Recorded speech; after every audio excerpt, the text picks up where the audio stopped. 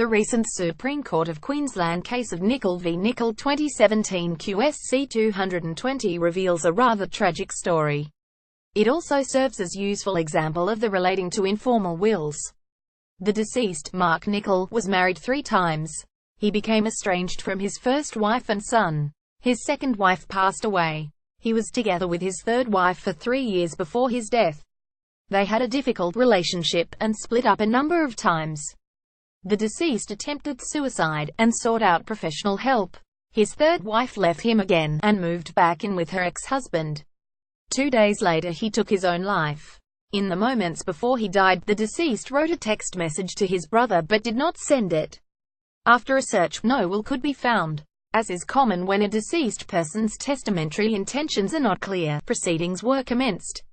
The deceased's wife Julie brought an application for a grant of letters of administration on the basis that the deceased died intestate. In response, the deceased's brother David and nephew Jack brought an application that the unsent text message be treated as his will. The text message reads as follows: Dave, Nicu and Jack, keep all that I have, house and superannuation. Put my ashes in the back garden with Trish. Julie will take her stuff only. SHES OK. Gone back to her ex again. Beaten. A bit of cash behind TV and a bit in the back. Cash card pin 3636 MRN 190162 Q 10,102,016. My will MRN was the deceased's initials, and 190,162 was his date of birth. Expert evidence confirmed that the message was not sent and that it was created prior to the deceased's death.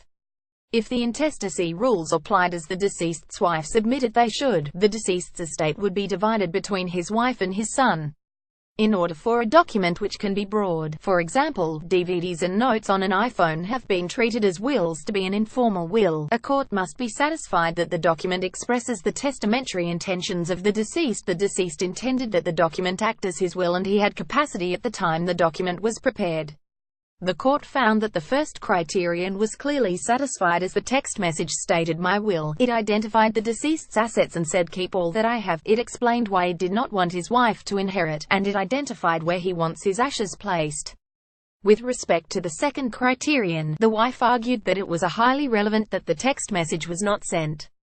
In finding that this element was satisfied, the court held that the fact the message was not sent, but the phone was found with the deceased's body, instead indicated an intention that he did not want to alert his brother that he was attempting to commit suicide, which would result in him taking steps to stop him.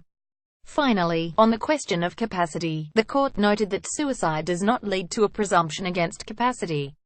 Rather, the lay evidence before the court showed that while the deceased appeared to be down and receiving counseling, he was able to think and act rationally up to the day he committed suicide, and the message demonstrated that he knew what his assets were and who were the potential people he should consider in making a will. As each of the elements were satisfied, the court accordingly found that the unsent text message was to be treated as the deceased's final will. The case is a melancholy reminder of the requirements for informal wills, the wide circumstances where they may be found, and the application for the test for testamentary capacity where a person is at their darkest time. For all those suffering with their mental health, Beyond Blue have a list of resources, including numbers you can call for counseling, available here.